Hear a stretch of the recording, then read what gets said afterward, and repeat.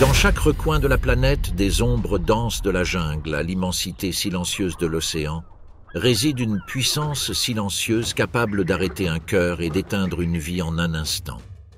Elle ne se mesure pas par la force ou la vitesse, mais par une chimie invisible, mortelle et parfaite, le poison. Chaque goutte est l'héritage d'un temps immense, une formule précisément réglée, conçue pour chasser sans pitié, protéger avec ruse et assurer la survie à tout prix. Cet héritage ne se limite pas à un seul territoire, mais s'étend à tous les coins de la planète. Il se cache dans les fourrés humides des forêts, rampe sous le sable brûlant du désert, nage dans les mers les plus profondes et s'élève parfois dans le ciel. Des plus petits insectes aux frelons mortels, diverses toxines se manifestent également chez les créatures qui dominent l'air. Cette diversité mortelle se manifeste concrètement dans chaque écosystème. En Amazonie, une minuscule grenouille accumule dans sa peau des toxines capables d'immobiliser un prédateur en quelques secondes. À des milliers de kilomètres de là, dans le désert aride de l'Arizona, un scorpion manie un venin qui désoriente le système nerveux de ses ennemis avec une précision chirurgicale. Et sous les vagues, au plus profond des mers, le cône lance un harpon chargé de neurotoxines dévastatrices.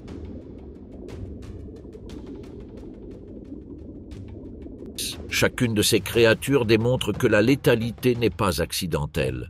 Chaque dose est précisément mesurée. Chaque attaque répond à une logique implacable, conçue pour conserver l'énergie, sécuriser la nourriture et éviter de devenir une proie. Ce qui est le plus surprenant, c'est la diversité des stratégies développées par la nature. Des molécules qui paralysent les muscles aux composés qui détruisent les tissus de l'intérieur. Et pourtant, ils répondent tous à la même question non résolue. Pourquoi l'évolution leur a-t-elle donné autant de pouvoir ? Certaines créatures ont poussé cette adaptation à l'extrême. Certains serpents ont une morsure suffisamment venimeuse pour tuer des dizaines d'humains en quelques minutes, et une seule goutte peut immobiliser ou tuer un animal bien plus grand que lui. Face à une telle puissance, une question inévitable se pose. Si une seule attaque peut anéantir un grand être vivant en quelques minutes, pourquoi la nature a-t-elle doté ces créatures du pouvoir de décider de la vie et de la mort en un instant ? Que s'est-il passé il y a des centaines, des milliers d'années pour que cette espèce et d'autres développent une arme de précision aussi mortelle ?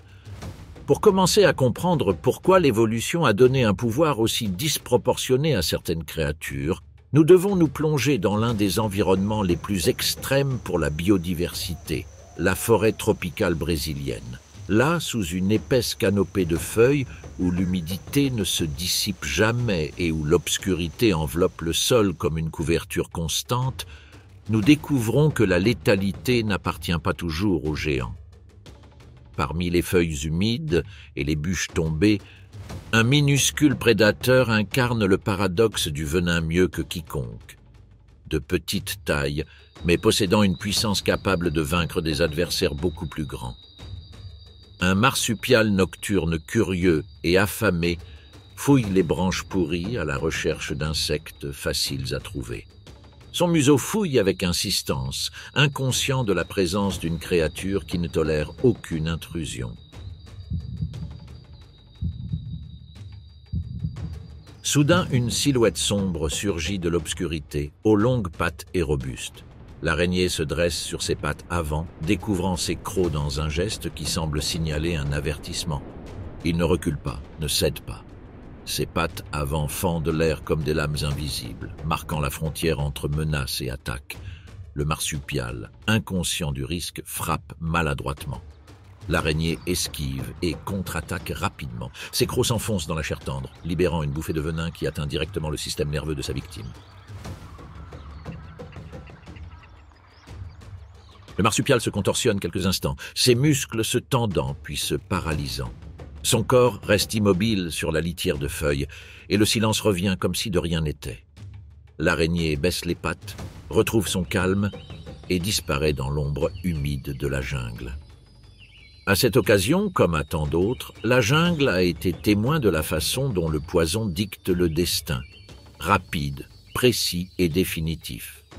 Cette létalité n'est pas une coïncidence, mais la marque d'un chasseur unique, l'araignée errante brésilienne considérée comme la plus venimeuse au monde.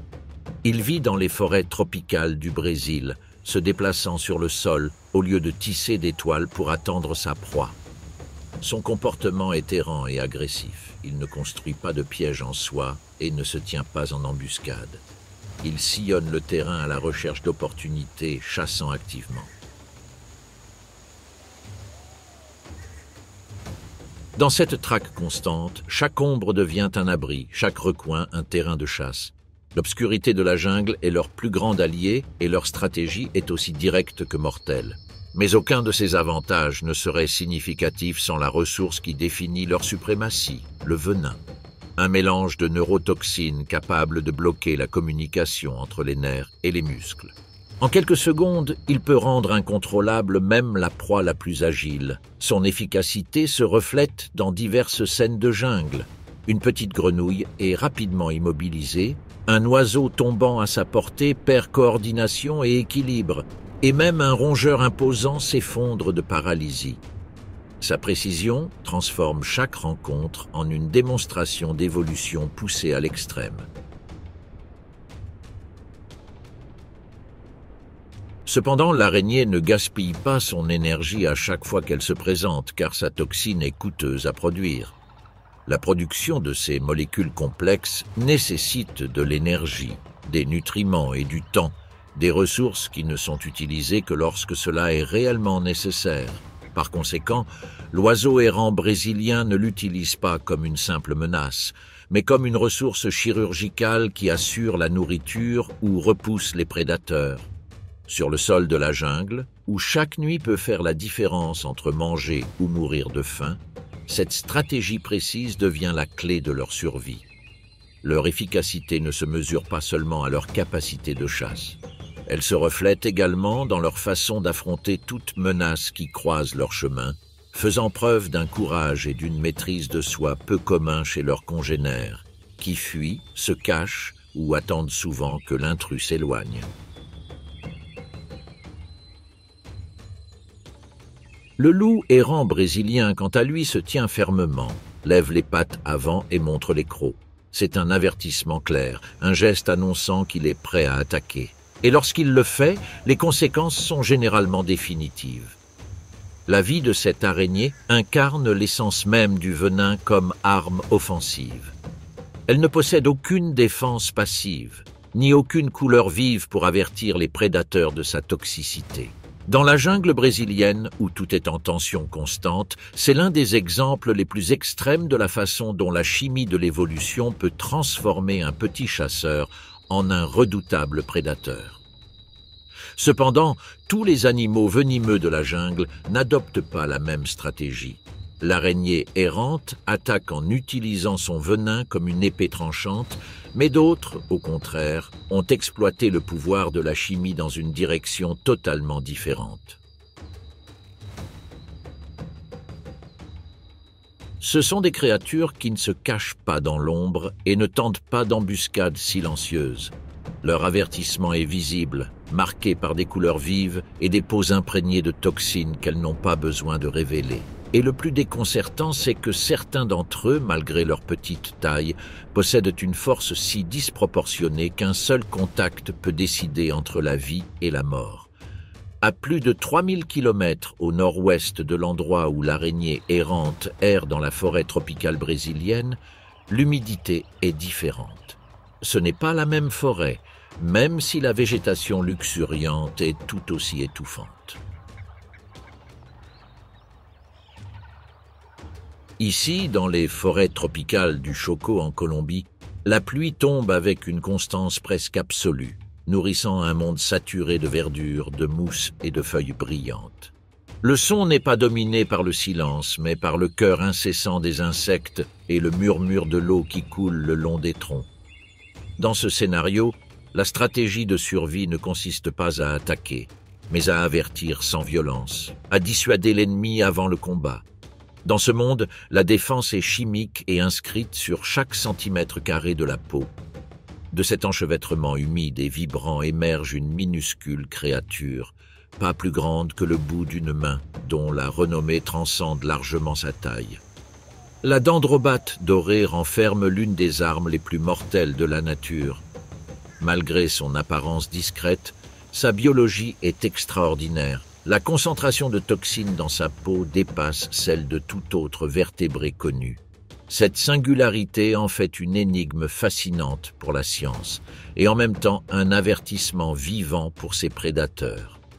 Avec une dose infime, il peut tuer des animaux bien plus gros que lui. Une infime fraction, invisible à l'œil nu, peut arrêter le cœur d'un prédateur en quelques minutes.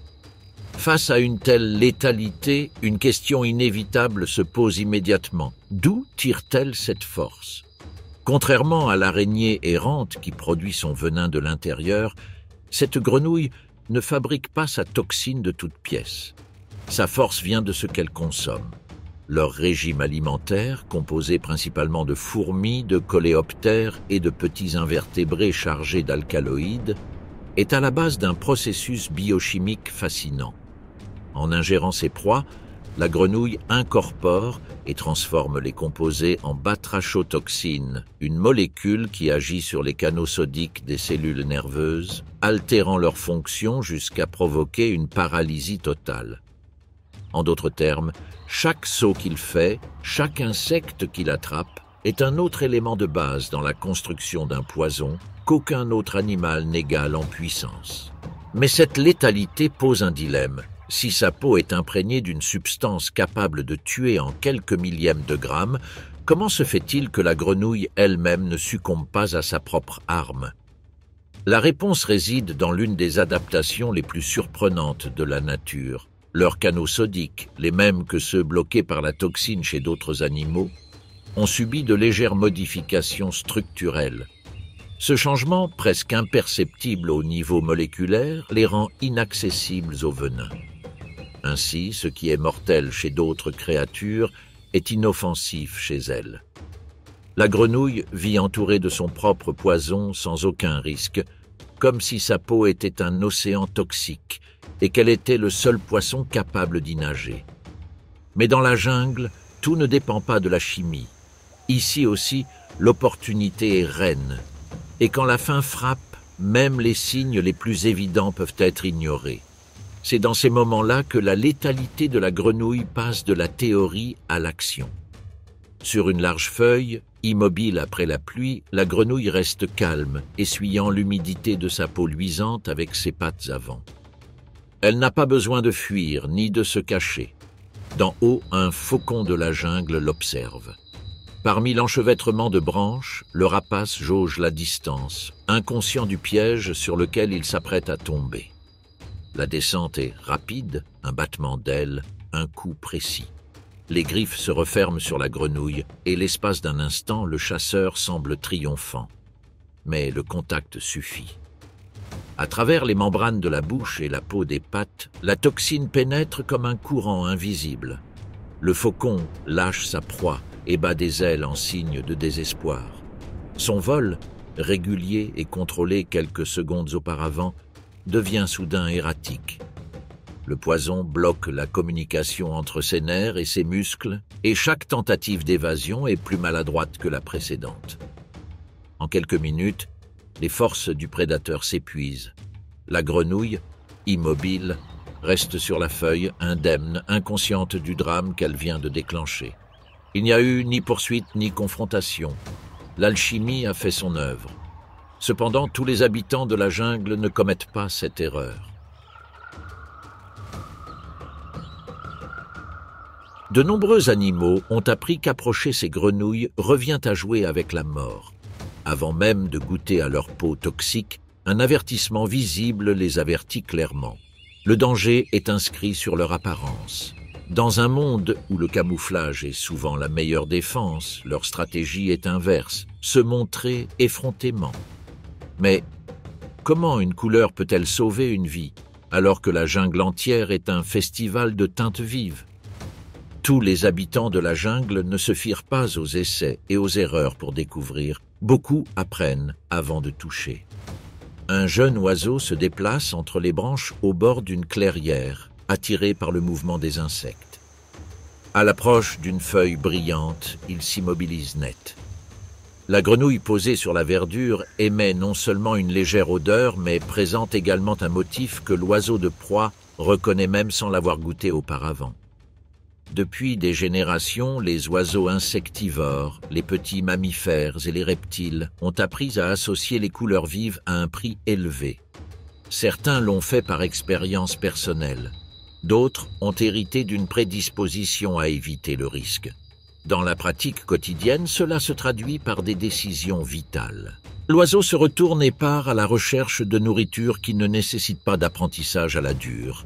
La couleur, comme avertissement, n'est pas une fantaisie esthétique. C'est un langage que la nature a perfectionné au fil des millénaires. Les teintes les plus intenses se détachent sur le fond vert de la jungle et signalent quelque chose d'essentiel. Le jaune et le rouge véhiculent des messages universels, un contraste si fort qu'ils se distinguent même de loin. À côté d'eux, le bleu profond, moins répandu dans la jungle, est souvent associé à des composés chimiques complexes chez les amphibiens et annonce une toxicité extrême. Le violet, encore plus rare, apparaît chez certains insectes et amphibiens comme une variante inhabituelle de ce même langage. Le vert, entrelacé de points ou de bandes lumineuses, renforce le signal, tandis que le noir, associé à l'une de ces nuances, multiplie le contraste et rend l'avertissement impossible à ignorer.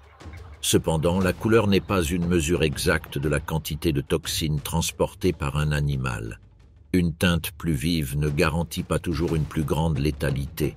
En revanche, la couleur agit comme un rappel fiable pour les prédateurs. Un oiseau, un mammifère ou un serpent qui a goûté une fois à une proie toxique apprend à associer la souffrance à ces teintes vives. Il suffit d'une expérience amère, comme la paralysie après avoir essayé d'avaler une grenouille, pour que ce souvenir soit marqué à vie. Au fil du temps, ce qui a commencé comme un apprentissage individuel devient un héritage collectif. Ce que certains apprennent s'inscrit dans l'instinct de l'espèce entière. Ainsi, des schémas comme ceux de certaines grenouilles ou de certains serpents deviennent des signaux respectés. Cet instinct, consolidé par des générations d'expérience, repose sur une base biologique tout aussi sophistiquée. Chez les amphibiens et les reptiles, la coloration est construite grâce à des cellules spécialisées appelées chromatophores. Ces cellules produisent ou réfléchissent des pigments et structurent la lumière pour créer des bleus intenses ou des verts éclatants. Dans certains cas, l'alimentation apporte des composés qui influencent l'intensité de la couleur. Chez d'autres, la génétique oriente le développement des motifs, que la sélection naturelle affine ensuite en fonction de l'utilité du signal. Par conséquent, tout n'est pas esthétique. La colorimétrie de ces espèces résulte de multiples fonctions. Il sert d'avertissement, mais peut également agir dans la reconnaissance entre congénères et dans la sélection sexuelle. Un individu plus coloré peut indiquer une meilleure santé et une plus grande capacité à stocker les toxines, ce qui en fait un compagnon plus désirable ou un rival plus redoutable.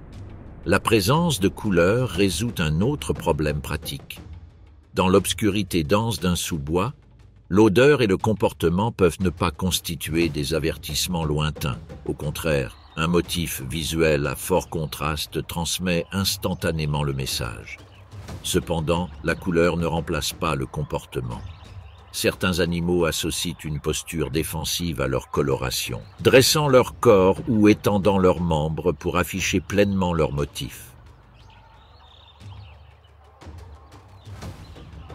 Mais que se passe-t-il lorsque l'avertissement visuel ne se limite pas à un minuscule amphibien?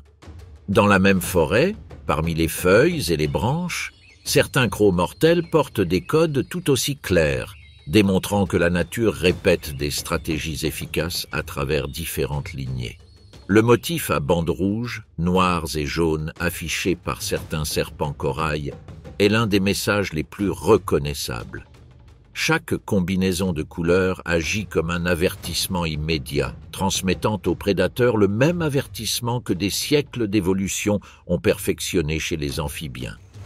Les prédateurs qui survivent à une rencontre avec une espèce venimeuse non seulement apprennent de cette expérience, ils transmettent également ces connaissances aux générations futures, imprimant ainsi ce modèle dans la mémoire écologique de la forêt. C'est pourquoi beaucoup évitent même de s'en approcher. D'autres, moins chanceux ou moins prudents, l'apprennent à leurs dépens, renforçant ainsi l'efficacité du signal dans tout l'écosystème. Mais la couleur ne suffit pas toujours. Il arrive que l'avertissement soit ignoré ou n'arrive pas à temps. Une question plus profonde se pose alors. Si un signal visuel peut empêcher un conflit, que se passe-t-il lorsque l'avertissement échoue et que la seule défense possible est un poison qui agit en quelques secondes?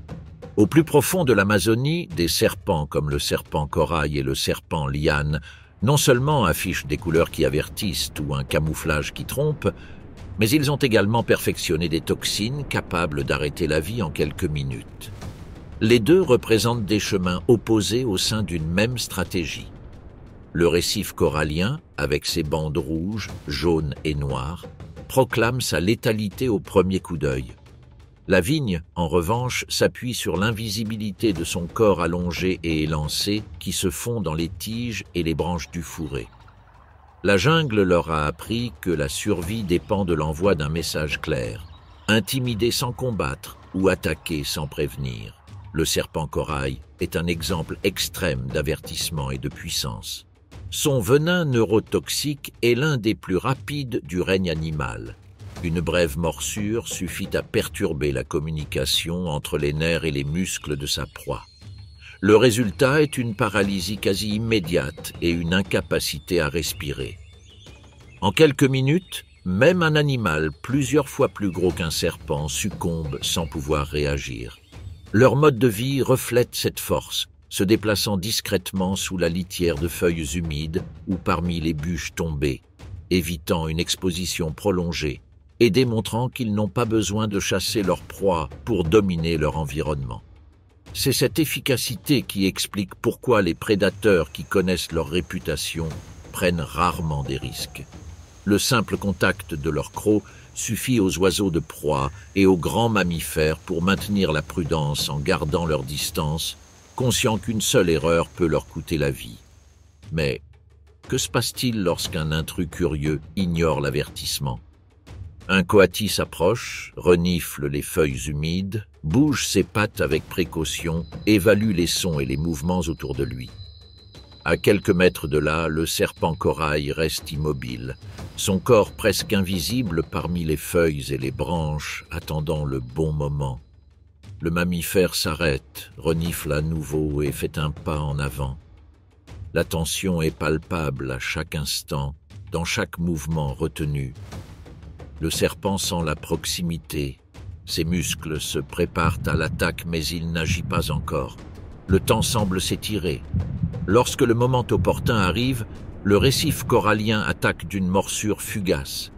Le coati perçoit à peine le contact avant de reculer, désorienté par l'impact. Au début, il conserve encore de l'agilité, chaque muscle essayant de répondre et chaque jambe recherchant la stabilité. Mais peu à peu, la paralysie s'installe. Ses mouvements deviennent maladroits, la force s'épuise dans ses membres et la confusion remplace la vitalité. Le poison bloque les signaux nerveux, transformant l'énergie en immobilité. Le serpent n'a pas besoin de poursuivre ou d'insister. La biologie s'occupe du résultat. Dans cet équilibre délicat, le récif corallien démontre que pour un petit animal, fragile face à de plus grands prédateurs, le venin est le grand égalisateur. Sa taille limitée ne l'empêche pas de dominer et sa chimie devient l'outil de survie ultime. Alors que ce spécimen révèle comment la vitesse et le venin égalisent les forces inégales, le serpent de vigne suit une stratégie complètement opposée. Son approche repose davantage sur le camouflage et la patience, contrairement à l'agressivité du requin de récif. Son corps allongé d'un vert profond qui reflète la lumière de ses feuilles, lui permet de se fondre presque complètement dans le feuillage de la jungle. Contrairement au corail qui effraie ses ennemis par sa couleur, la vigne se cache dans l'invisibilité. Ses yeux, dotés d'une vision binoculaire, lui confèrent une précision extraordinaire dans le calcul des distances, chose inhabituelle chez les serpents. Il n'a pas besoin de se presser. Il peut rester immobile pendant de longues périodes, attendant qu'un petit oiseau ou une grenouille traverse, bien qu'il puisse également marcher lentement le long des branches et des buissons à la recherche de mouvement. Elle est patiente, mais aussi active lorsque l'occasion l'exige. Le feuillage semble retenir son souffle, et chaque feuille et chaque branche se balancent au moindre souffle de brise, comme si la jungle elle-même anticipait le mouvement qui est sur le point de décider du sort d'un minuscule habitant. La tension se répand dans l'air, silencieuse mais palpable, annonçant que quelque chose approche avec une précision implacable. Les pluies récentes ont laissé des flaques d'eau parmi les racines de la forêt, et une grenouille s'y déplace prudemment. Ses pattes mouillées reposent sur des feuilles glissantes, tandis que le feuillage dégouline encore de l'eau accumulée. À quelques mètres de là, la couleuvre liane reste immobile parmi les branches, son vert intense se fondant dans la végétation lumineuse. Son corps allongé se cambre lentement, suivant chaque mouvement de sa proie sans émettre le moindre bruit. L'amphibien renifle l'air et perçoit les arômes humides de la jungle, inconscient de la menace qui plane à quelques centimètres. Le prédateur avance avec des mouvements presque imperceptibles et son mouvement lent réduit les vibrations qui pourraient trahir sa présence.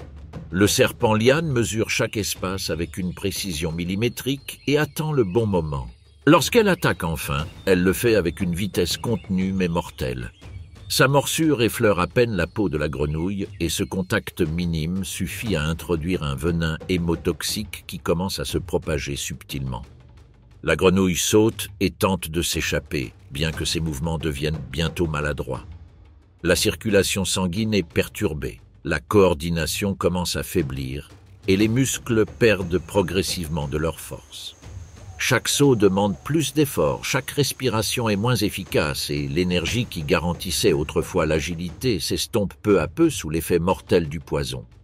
Le résultat ne vient pas immédiatement, mais plutôt par un affaiblissement progressif qui progresse au milieu d'un calme inquiétant. Tandis que sa victime se tord, le serpent l'observe patiemment et immobile, avec la froideur qui caractérise tant les reptiles. En quelques minutes, la proie tombe, incapable de réagir, et la jungle enregistre une victoire silencieuse. D'un mouvement lent et rampant, le serpent s'approche et commence à engloutir la grenouille par la tête, lui garantissant ainsi la plus grande résistance. Sa mâchoire s'élargit au-delà de l'imagination et la proie disparaît lentement à l'intérieur, tandis que l'environnement revient à sa routine normale. La vie dans la forêt continue, indifférente, et ce qui était un moment de tension se réduit à un cycle naturel qui se répète encore et encore. Le contraste avec son cousin aux couleurs vives devient évident lorsqu'on observe ses tactiques. Tandis que le serpent de récif corallien annonce sa présence par des avertissements visuels et des produits chimiques mortels, le serpent liane agit furtivement et attend le bon moment pour frapper. Bien que leurs méthodes soient opposées, les deux stratégies démontrent comment le poison devient un outil efficace pour sécuriser la nourriture et les ressources dans la jungle, permettant de capturer des proies sans défense avec précision et sans dépense d'énergie inutile. Cependant, dans la nature, les amphibiens et les reptiles ne sont pas les seuls à avoir développé des toxines mortelles au cours de millions d'années d'évolution. Cette capacité s'étend au-delà des écailles et des crocs et est présente chez toutes les formes de vie, y compris les insectes. Parmi eux se trouve une minuscule créature dont la morsure peut transformer un simple contact en une expérience presque inimaginable. Quelle créature pourrait infliger une douleur aussi intense sans écailles, crocs ou grande taille? La réponse réside dans les redoutables fourmis-balles, dont le venin élève la douleur à des niveaux qui semblent défier la nature. Malgré sa taille, seulement 3 cm, Cet insecte ne laisse aucune idée de l'ampleur de la douleur qu'il peut infliger. Cette minuscule créature a gagné une place unique sur la liste des animaux dotés des armes chimiques les plus sophistiquées. Il ne tue pas par faim, ni ne paralyse pour se nourrir. Son venin n'a qu'un seul but, défendre la colonie avec une efficacité redoutable.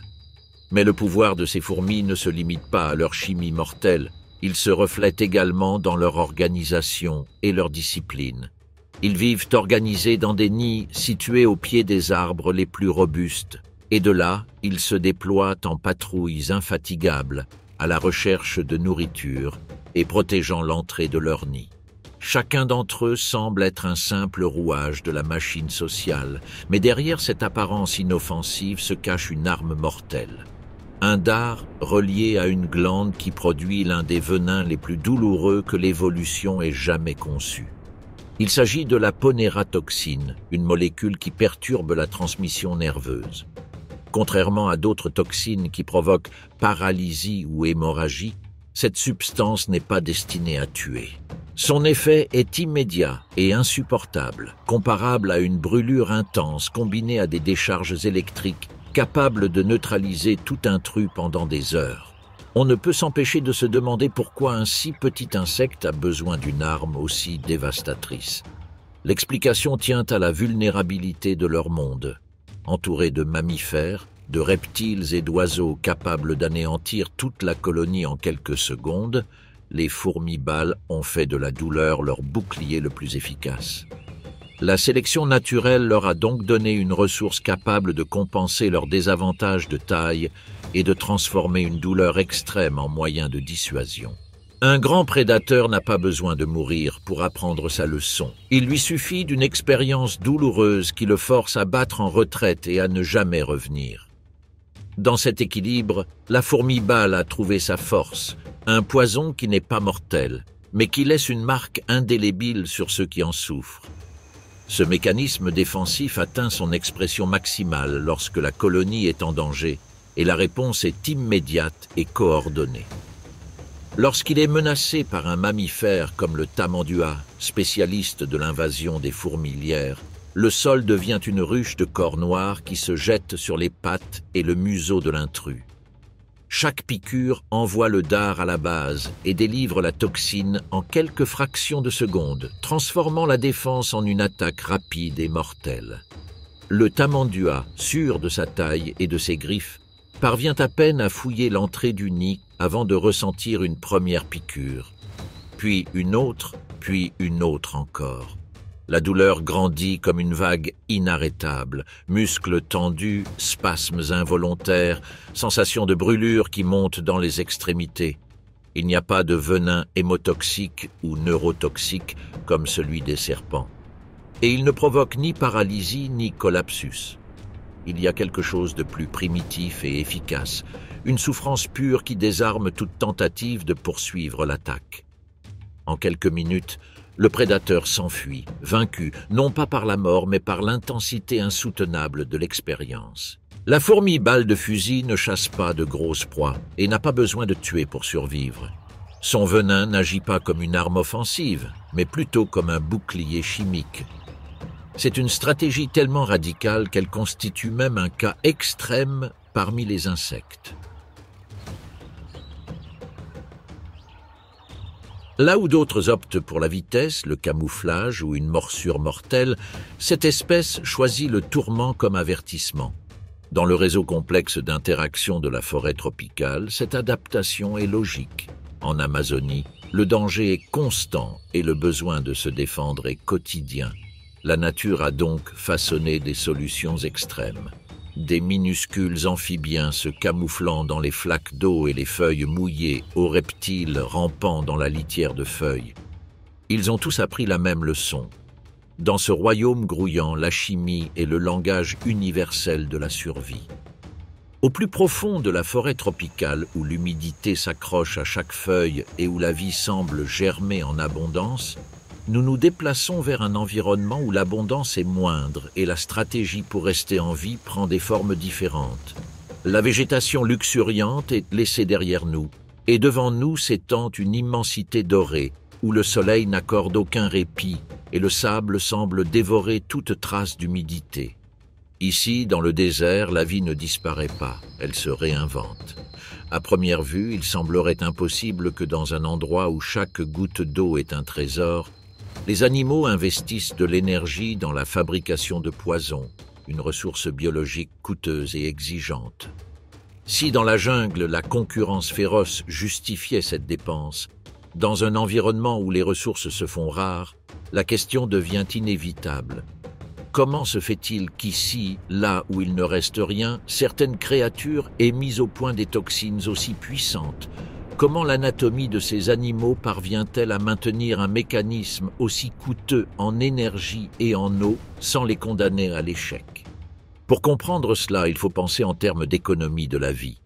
Dans le désert, chaque décision fait la différence entre la vie et la mort. Chaque mouvement, chaque respiration est calculé. Et dans cette logique, le poison n'est pas un luxe, mais un outil d'une efficacité maximale. Dans le désert, le poison n'est pas gaspillé. Il n'y a ni attaques impulsives, ni défenses aveugles. Ici, la chimie mortelle est mesurée avec une précision étonnante. Chaque dose est calibrée pour immobiliser sans gaspillage, pour neutraliser dès le premier essai. L'erreur est coûteuse. Gaspiller du poison inutilement peut signifier ne pas en avoir assez pour la prochaine proie, et dans un territoire où les opportunités sont minimes, une erreur peut signifier la mort. Contrairement à l'Amazonie, où l'abondance permet l'usage fréquent de poison, le désert impose le comportement inverse et transforme ses habitants en véritables économistes de l'adaptation. Un scorpion n'attaque pas sans raison, et un serpent n'injecte pas plus de venin que nécessaire. Cette ressource est traitée avec la même prudence que l'eau qu'ils retiennent à peine dans leur organisme. Ici, la sélection naturelle a façonné non seulement le poison, mais toute la stratégie qui l'entoure. De la position d'attaque à la décision de l'employé, tout répond à une logique froide et calculée. Ces animaux n'improvisent pas et ne peuvent se permettre le gaspillage. Chaque mouvement de l'araignée du désert est calculé avec une précision absolue et chaque goutte de venin est conservée pour le moment où la proie le justifie vraiment. Leurs attaques combinent risques et bénéfices dans un équilibre délicat où la stratégie et la chimie mortelle déterminent le succès. Dans les déserts les plus arides, l'efficacité de cet habitant emblématique atteint son apogée. Sa simple présence impose respect et prudence, et chaque mouvement de piqûre est mesuré et mortel. Le scorpion avance furtivement, se rappelant que dans ce monde impitoyable, même le plus petit peut exercer un pouvoir redoutable. Comment ce prédateur parvient-il à gérer une ressource aussi précieuse dans un environnement où la moindre erreur est passible de mort? Quelles stratégies a-t-il développées pour être à la fois patient et mortel?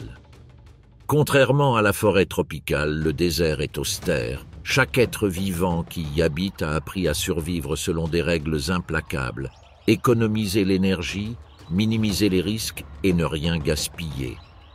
Dans cet équilibre extrême, le poison devient une ressource précieuse et la clé de l'existence pour ceux qui savent l'utiliser avec précision. Robuste et de couleur ambrée, ce prédateur ne mesure que quelques centimètres. Ses pédipalpes épais, semblables à des pinces, constituent son premier moyen de contrôle.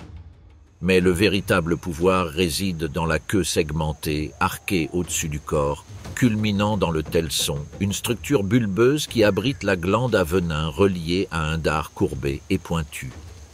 Dans cet organe spécialisé, une substance est produite qu'aucun prédateur ou proie n'oublie. Et c'est ici que l'espèce est reconnue, le scorpion de l'écorce de l'Arizona. Le venin de ce spécimen n'est pas simple. Il s'agit d'un cocktail soigneusement dosé contenant des neurotoxines capables d'interférer avec les canaux sodiques et potassiques, perturbant ainsi la communication entre les cellules nerveuses. Ces substances sont associées à des enzymes comme la hyaluronidase qui pénètrent les tissus et à des protéases qui commencent à dégrader l'intérieur de l'organisme. Des sels et des peptides complètent la formule, provoquant des douleurs intenses, des crampes et, lorsque les doses sont suffisantes, un collapsus respiratoire. Sans aucun doute, cette combinaison mortelle non seulement immobilise la victime, elle initie également un processus de digestion de l'intérieur, démontrant l'extraordinaire précision de sa conception chimique. Contrairement au venin du serpent corail, qui agit comme un agent neurotoxique conçu pour tuer rapidement, le venin du scorpion remplit de multiples fonctions. Non seulement il neutralise sa proie, mais il la transforme également en nourriture liquide. Chaque injection déclenche un processus qui transforme muscles et organes en bouillie prête à être absorbée. Dans cet écosystème où l'énergie est précieuse, la stratégie du scorpion s'avère parfaite. Piéger, liquéfier et consommer sans perdre d'énergie ni de temps. Mais la production de venin est un processus coûteux qui nécessite des protéines complexes et un métabolisme élevé. C'est pourquoi le scorpion administre chaque goutte avec une précision chirurgicale. Il n'injecte pas toujours la même quantité, mais calcule précisément chaque mouvement. Face à un petit insecte, il peut appliquer une dose minimale, voire utiliser uniquement ses pinces pour l'écraser. Cependant, si la menace est plus grande, il libère tout le contenu de ses glandes. Et ce n'est pas tout, car leur venin n'affecte pas tous les animaux de la même manière. Certaines toxines affectent principalement les arthropodes, tandis que d'autres affectent les petits vertébrés. Cette combinaison soigneusement étudiée fait du venin un cocktail polyvalent, adapté à des proies de différentes tailles et caractéristiques. Cette polyvalence chimique est complétée par sa stratégie de chasse. D'abord, les pinces immobilisent la proie, l'empêchant de s'échapper. Ensuite, le dard décrit un arc et pénètre d'un mouvement rapide et précis. En quelques instants, la victime est condamnée. Le dard fonctionne non seulement comme une arme, mais comme un scalpel qui ouvre la porte à une digestion externe invisible et mortelle qui transforme la proie en nourriture sans gaspiller un seul effort. Dans ce désert où il n'y a pas de place pour le gaspillage, chaque piqûre est un calcul précis et chaque mouvement du scorpion répond aux exigences d'un environnement impitoyable. L'efficacité du poison se reflète dans chaque décision, car dans un monde où chaque instant compte, la stratégie et la chimie avancent toujours main dans la main.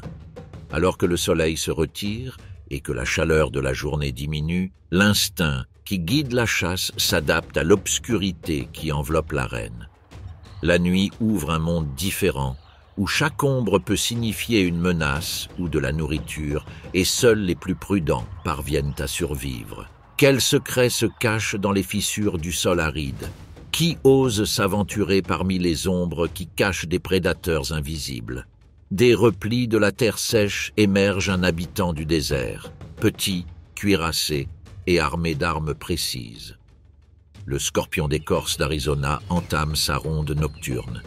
Chaque pas qu'il fait sur le sable est mesuré. De loin, le scorpion sent un insecte à proximité et, suivant son instinct, avance prudemment, se rapprochant toujours plus. L'air reste immobile, sans vent pour transmettre des signaux, mais le scorpion n'a pas besoin d'yeux pour naviguer. Sous son corps, une paire de structures appelées pectines scrutent le sol, comme des antennes inversées, captant de minuscules vibrations. Un bruissement sourd, presque imperceptible, révèle un grillon se déplaçant parmi les pierres. La proie est proche et le scorpion s'arrête. Il n'attaque pas immédiatement. Dans le désert, la patience est un outil aussi précieux que le poison. Il avance de quelques centimètres avec des mouvements lents, presque invisibles. Ses griffes s'ouvrent, tendues. Le grillon s'approche, inconscient de l'embuscade. Et puis, en une fraction de seconde, les pinces agrippent fermement le corps de l'insecte, l'immobilisant. Avant qu'il ne puisse bondir, le dard recourbé s'abat. La pointe s'enfonce précisément dans l'insecte et le poison s'écoule. Les enzymes commencent à dégrader les tissus internes du grillon capturé.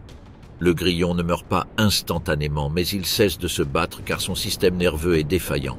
À ce stade, la chasse n'est pas terminée. Elle ne fait que commencer. Pendant que le venin fait effet, le scorpion maintient le grillon immobile, comme s'il attendait quelque chose de plus. Et c'est effectivement le cas. Il attend la première étape de la digestion. Le poison ne paralyse pas seulement, il transforme également les organes et les muscles en un mélange semi-liquide. Le scorpion ne possède pas de mâchoire capable de déchirer la chair solide. Sa bouche ne peut absorber que des liquides. Avant de se nourrir, il doit donc transformer sa proie de l'intérieur. Quelques minutes plus tard, le processus est terminé. Le scorpion rassemble ses chélicères et commence à aspirer ce qui était autrefois un corps intact. Il aspire lentement les fluides, utilisant chaque goutte d'énergie.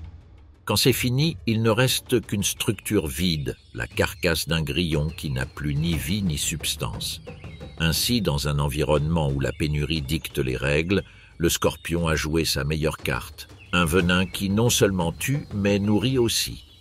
Dans le désert, où la plupart des chasseurs comptent sur la vitesse ou la force, cet arachnide a perfectionné une autre stratégie, la précision et la patience.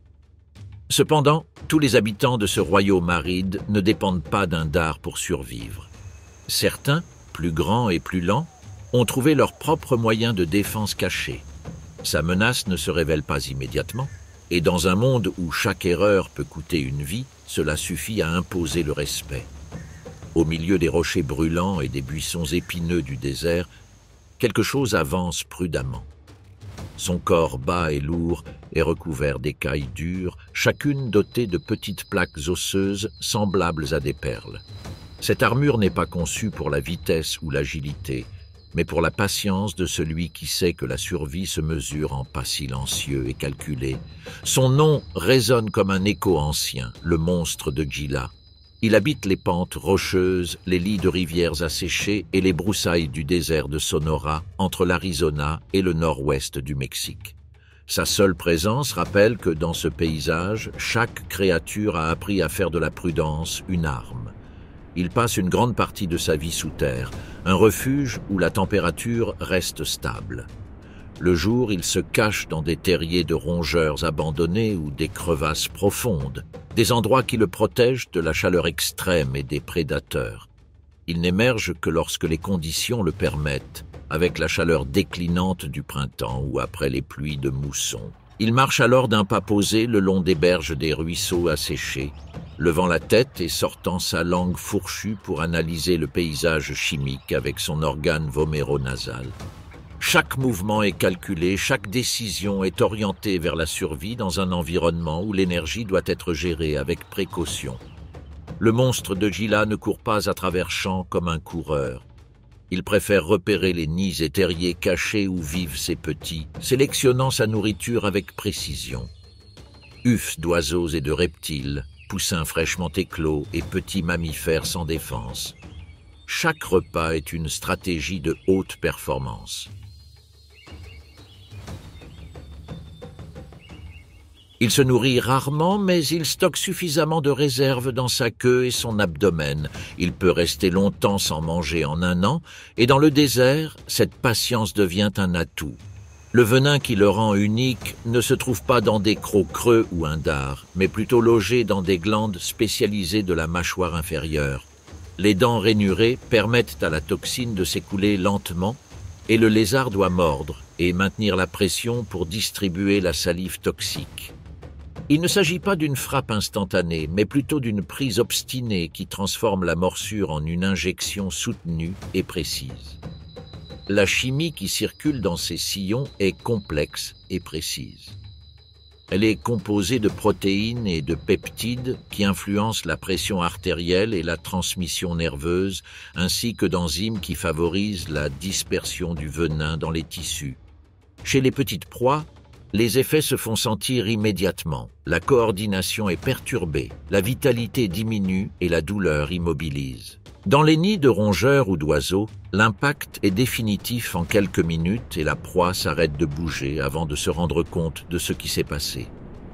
Contrairement au scorpion qui liquéfie sa proie pour en extraire des nutriments, ce lézard n'utilise pas son venin comme digestif externe. Sa fonction est plus stratégique, elle lui permet de neutraliser les défenses qui autrement empêcheraient la capture.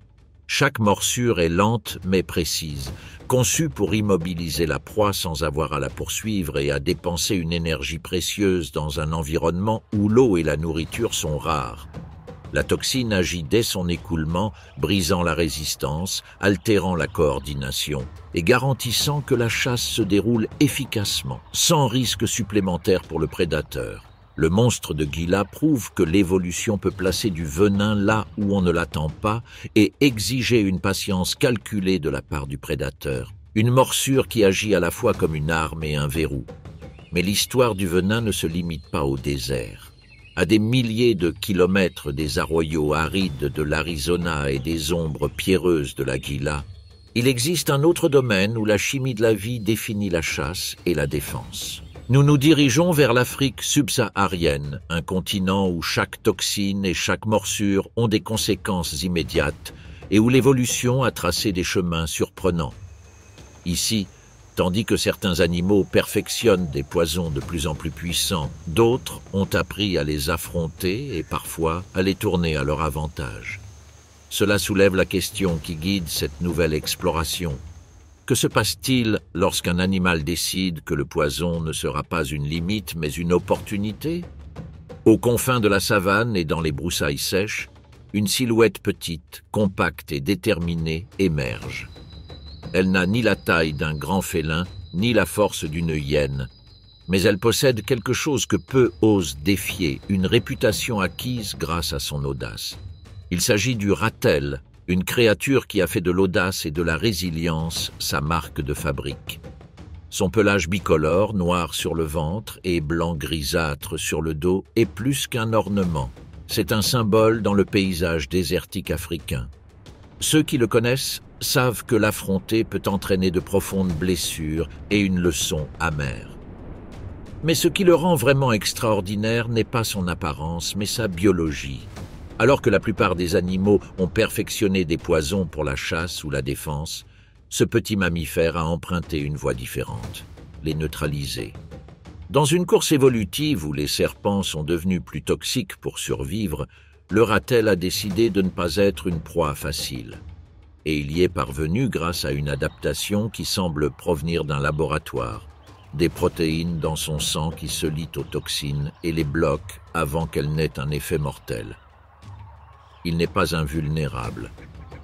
Une morsure de mamba noir ou de cobra peut le rendre inconscient pendant un court instant, un évanouissement qui dure plusieurs minutes. Mais c'est là toute la différence. Il se relève, secoue la poussière de sa fourrure et reprend ce qu'il a commencé. La résilience n'est pas un accident. C'est un outil façonné par des millions d'années, car son alimentation en dépend. Pour le blaireau, le poison n'est pas un mur, c'est un obstacle calculé. Et de l'autre côté de l'obstacle, il y a la nourriture. Sa protection ne se limite pas à la chimie. La peau du blaireau est épaisse et étonnamment souple. Cela signifie que même si un serpent mord et s'accroche, le blaireau peut se tordre, contre-attaquer et mordre avec ses puissantes mâchoires. Et il le fait. L'intrépidité qui l'a rendu célèbre n'est pas seulement une question d'attitude. C'est une stratégie appuyée sur l'anatomie. Mais la question se pose, que se passe-t-il lorsqu'un prédateur au venin mortel se retrouve face à l'audace du ratel? Par un après-midi dense, où la chaleur ondule sur l'herbe sèche, le blaireau renifle parmi les buissons. Ses oreilles courtes sont à l'affût du moindre bruit, tandis que son odorat aiguisé le guide sur la piste chimique qui trahit le serpent. Le sentier s'intensifie près d'un rocher plat, où repose une vipère heurtante camouflée dans la terre. C'est l'un des serpents les plus venimeux d'Afrique, capable d'abattre rapidement les petits mammifères qui croisent son chemin. Le blaireau le sait. Non pas par peur, mais par expérience. Elle s'approche sans hâte, le corps bas, les griffes prêtes. La vipère détecte la vibration et s'enroule en spirale, sifflant et gonflant son cou, un avertissement que peu ignorent. Mais le blaireau ne recule pas. Il avance d'un pas, la tête baissée, les yeux fixés sur le serpent. La vipère frappe d'un coup sec, ses crocs s'écrasant sur le visage du blaireau et le venin pénétrant dans son sang. Tout autre animal reculerait. paralysé par la douleur qui précède la mort. Le blaireau, lui, répond avec fureur. Il mord derrière la tête et secoue sa proie jusqu'à briser sa résistance. En quelques minutes, le serpent reste immobile. Le blaireau recule de quelques pas et s'allonge dans l'herbe, le ventre contre le sol. Il respire bruyamment tandis que le venin circule dans son organisme. 1 minute passe, puis 5, puis 10. Son corps tremble, mais il ne s'arrête pas. Les anticorps se manifestent, les protéines font leur travail, et 1 demi-heure plus tard, le blaireau ouvre les yeux, secoue la poussière et retourne à la carcasse de la vipère. Il commence à manger mentalement, suivant un ordre inexorable.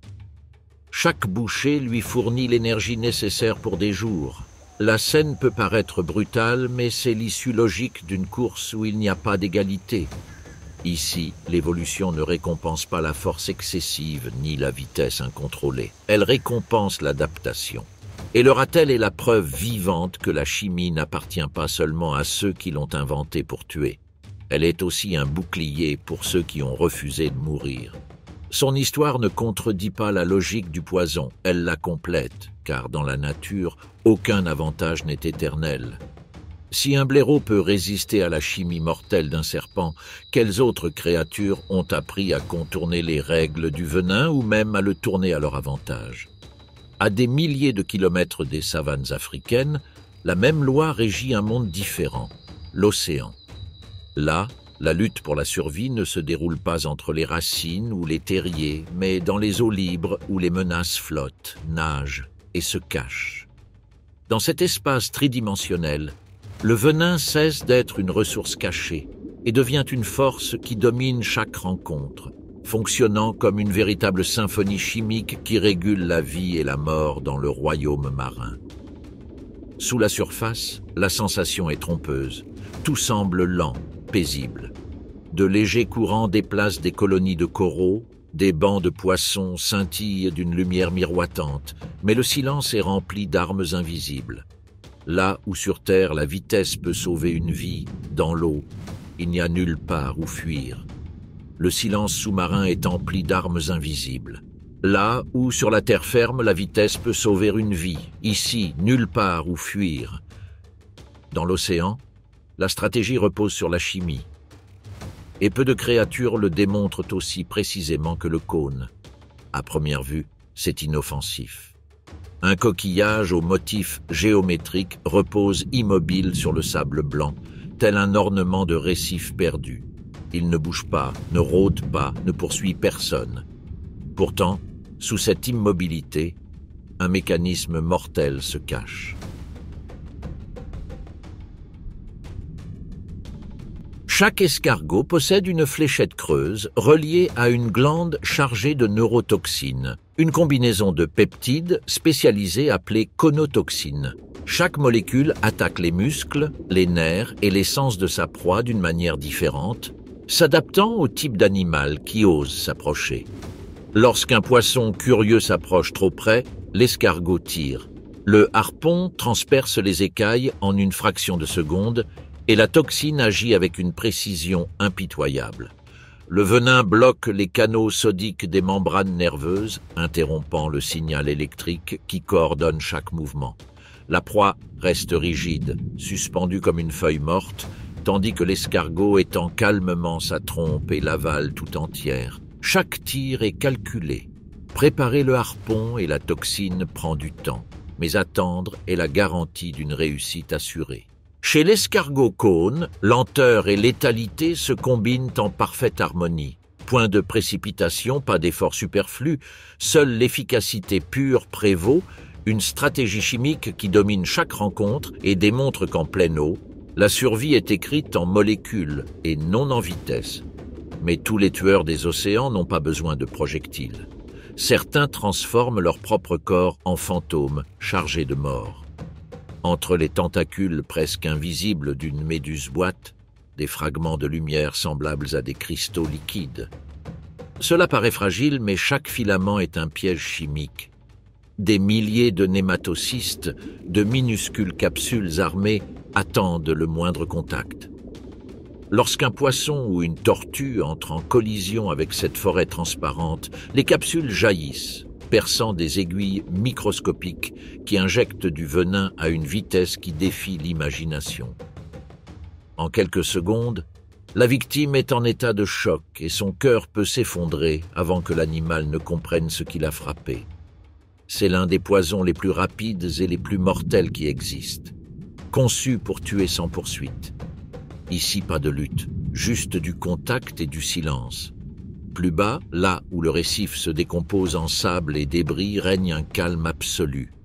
Parmi les rochers et les algues, une silhouette se distingue à peine, le poisson-pierre. À première vue, cela ressemble à un simple rocher, recouvert de limon et de végétation, immobile comme l'environnement qui l'entoure. Mais les apparences peuvent être trompeuses. Sur son dos, des aiguilles rigides et venimeuses attendent silencieusement, prêtes à percer la peau de toute créature qui marcherait dessus par erreur. Chaque colonne vertébrale est un conduit pour de puissantes toxines capables de provoquer une nécrose, une paralysie et une douleur si aiguë que l'évanouissement peut survenir avant l'arrivée des secours. Il n'a pas besoin de fuir. Sa défense s'est transformée en attaque, un bouclier qui fait aussi mal qu'une lance. Cet habitat unique lui confère un avantage. Sable clair, récifs fragmentés et plaques d'algues forment une toile où le poisson-pierre passe complètement inaperçu. Leur camouflage ne trompe pas seulement les proies, il déroute également les prédateurs potentiels. Ce n'est que lorsque la piqûre survient que la vérité se révèle. Sous le silence du rocher se cache l'une des armes les plus mortelles du récif, prête à défendre son territoire avec une précision silencieuse. La même précision qui fait de ses épines un bouclier mortel est appliquée lorsque le poisson-pierre cherche de la nourriture. Sa grande bouche protractile lui permet de capturer les poissons et les petits crustacés qui s'approchent trop près sans avoir à se déplacer ni à dépenser de l'énergie pour les poursuivre. Chaque épine non seulement protège, mais avertit également les prédateurs potentiels. S'approcher signifie un risque immédiat. Dans ce monde de précision silencieuse, le poisson-pierre transforme l'immobilité en une défense aussi mortelle que n'importe quelle attaque active. Malgré sa taille, la pieuvre à anneaux bleus ne se limite pas à la défense. C'est un prédateur agile et méticuleux, traquant les crustacés, les petits mollusques et les poissons qui s'approchent trop près de son abri. Son camouflage lui permet de rester invisible tout en les observant et ses anneaux lumineux avertissent ceux qui s'approchent trop près.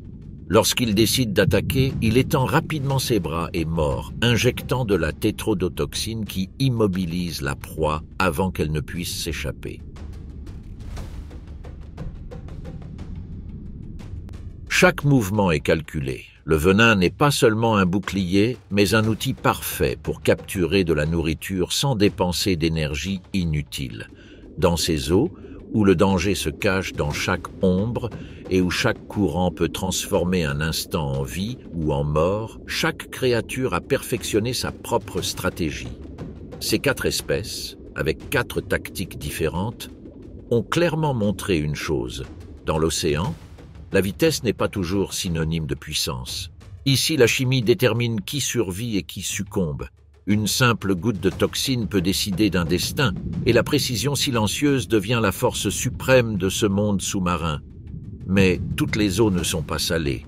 Plus au large, la marée se retire dans les estuaires, où le sel perd de sa force, et la mer prend une couleur brune.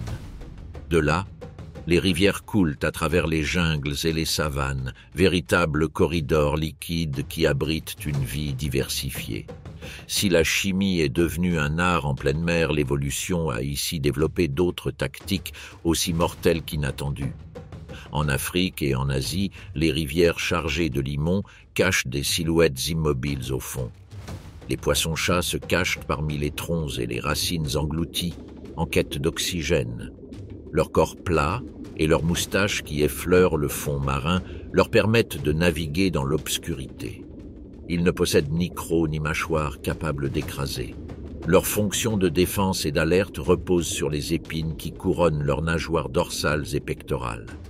Chacune est reliée à un système de glandes sécrétant des toxines protéiques. Lorsque l'épine perce, le venin pénètre dans la plaie par capillarité. Cet effet ne tue pas un grand prédateur, mais le ralentit. Il provoque une douleur aiguë, un gonflement et, dans certains cas, une réaction qui paralyse le membre, réduisant ainsi toute tentative de poursuite. Cela suffit au poisson pour s'échapper et se réfugier dans la vase. Mais la véritable efficacité de cette défense se révèle dans les rencontres quotidiennes, où chaque tentative d'attaque peut se transformer en une erreur coûteuse. Sur les rives du Mékong, un martin-pêcheur plonge sur un banc de juvéniles. Il en attrape un et grimpe sur la branche, la proie palpitant dans son bec. Le choc contre l'écorce ne l'immobilise pas complètement. L'oiseau ajuste sa prise et, dans la lutte, l'épine se loge au coin de sa bouche. La réaction est immédiate. Le bec s'ouvre, le poisson tombe à l'eau et le carangue recule en secouant la tête. Le poisson-chat se cache parmi les tiges et disparaît.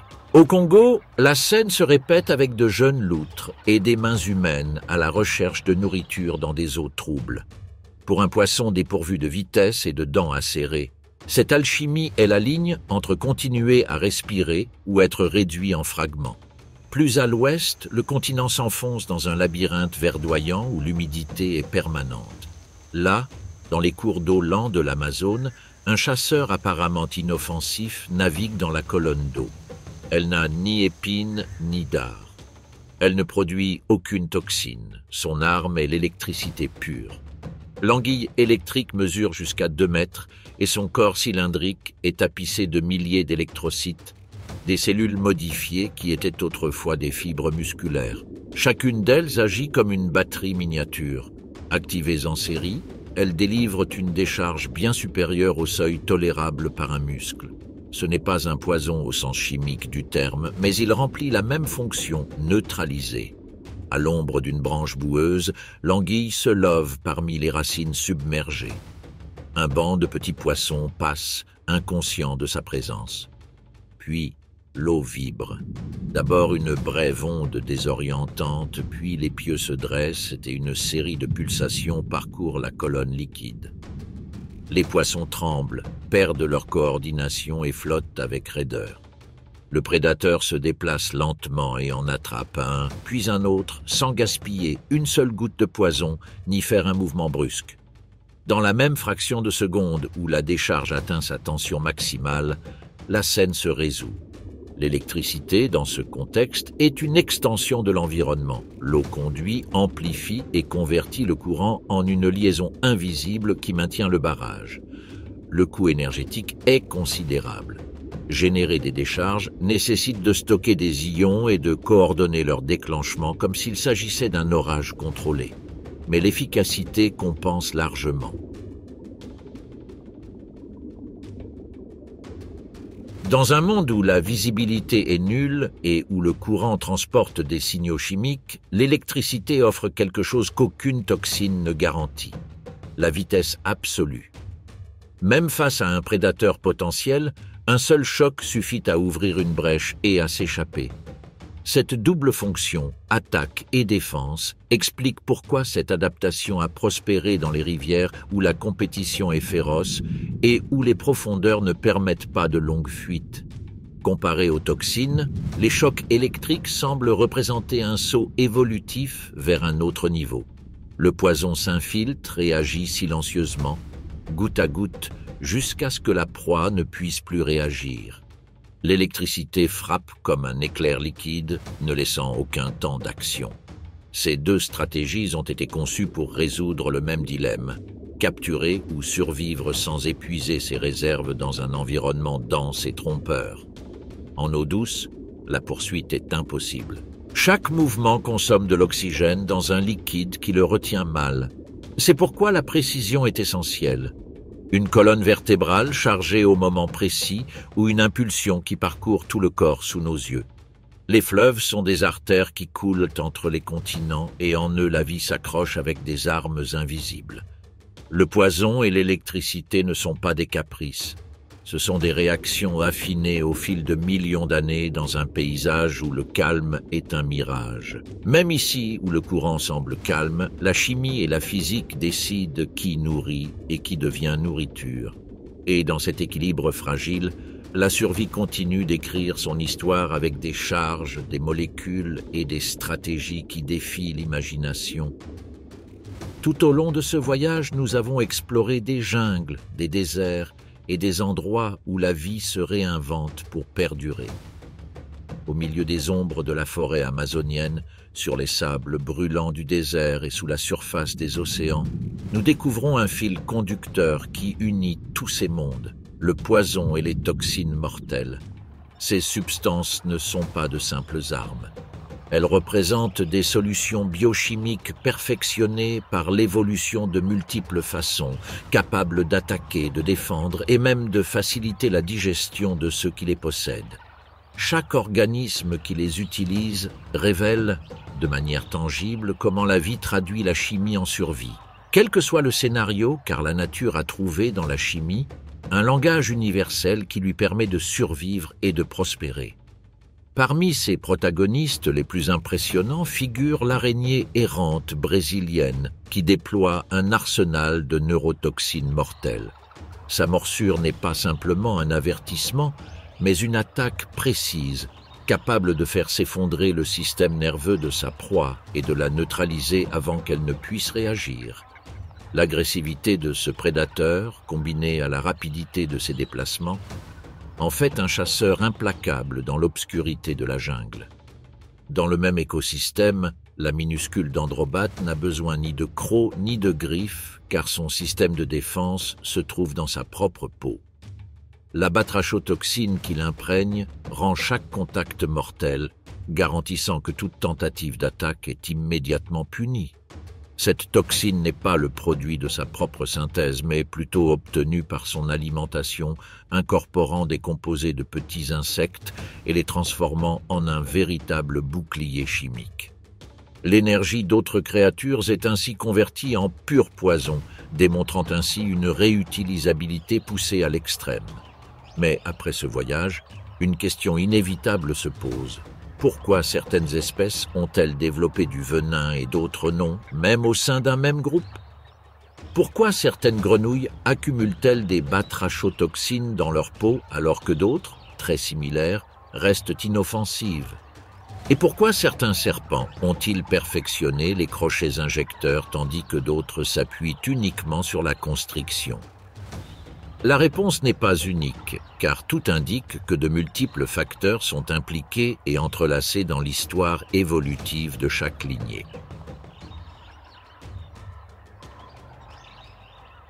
Parmi elles, une hypothèse suggère que la pression écologique joue un rôle central, puisque dans les environnements où la concurrence est féroce et les possibilités d'alimentation rares, disposer d'une arme chimique peut faire la différence entre chasser et mourir de faim.